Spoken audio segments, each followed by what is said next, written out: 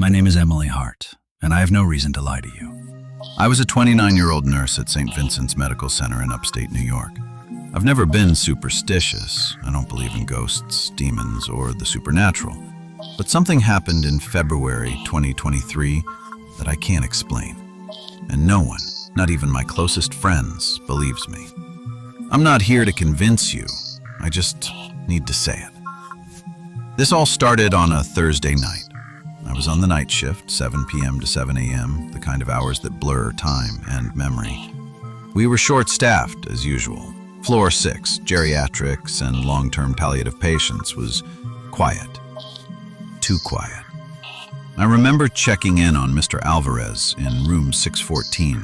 He had advanced stage Parkinson's and rarely spoke. That night, though, he looked right at me and said something that chilled me. "Don't go into 616. It listens." I thought I misheard him, but I checked the log anyway. Room 616 had been empty since October. No admissions, no notes, just sealed off after a renovation leak. I shrugged it off. Just confusion, I thought. But that night, things started to get strange. At 2:14 a.m., the emergency alarm from room 616 blared, a loud, shrill tone that every nurse knows. I froze. I double-checked the chart.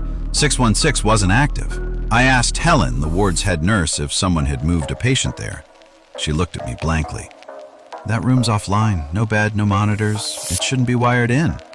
But the alarm kept ringing, lights flashing red above the door.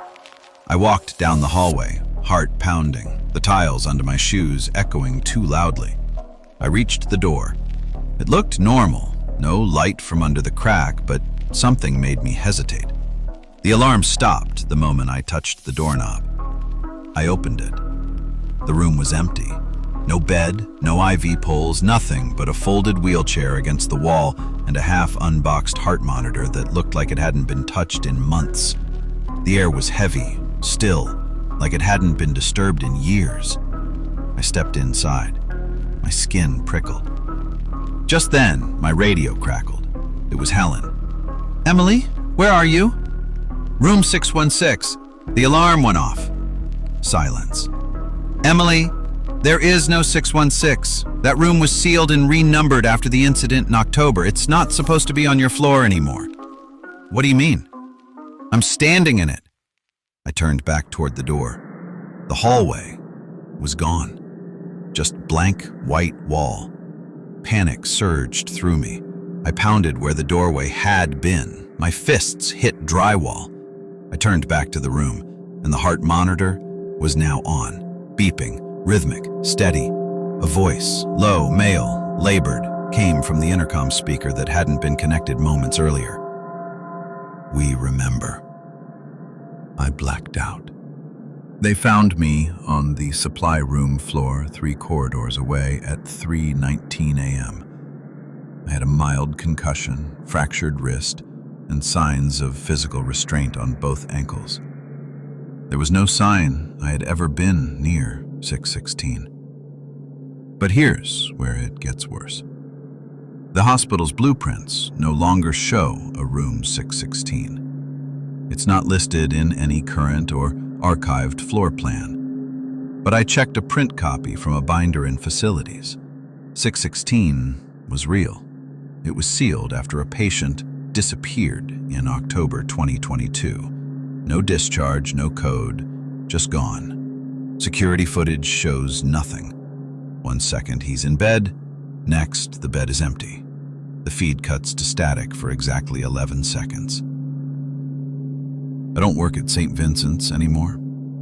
After 2 psych evals and 1 forced leave, I quit. But every night since, at exactly 2:14 a.m., my phone buzzes once. No call, no message, just a buzz. I changed numbers, got a new phone. It still happens. And last week I got a letter in the mail. No return address, no postmark, just 1 line, typed. Room 616 remembers. I burned it. But that night, the buzz came twice. Once at 2:14, then again at 3:19. I started keeping a log. Each night, the number of buzzes increases by one. Last night, there were 6. And this morning, when I checked my apartment door before heading out, I found a hospital bracelet on the doormat. My name, St. Vincent's, October 11th, 2022. The date of the incident. The date room 616 was sealed. My shift hadn't even started yet. It's like I was already there. I've torn the bracelet in half. I've tried burning it. It always reappears the next day on my pillow. I've started seeing people in scrubs in my neighborhood, but they're not my co-workers. I try to follow them, but they vanish around corners. One of them waved yesterday. He had no mouth. I know this sounds insane, but something is coming. I can feel it every time I close my eyes. I see the door, room 616. Sometimes it opens, and sometimes I'm already inside.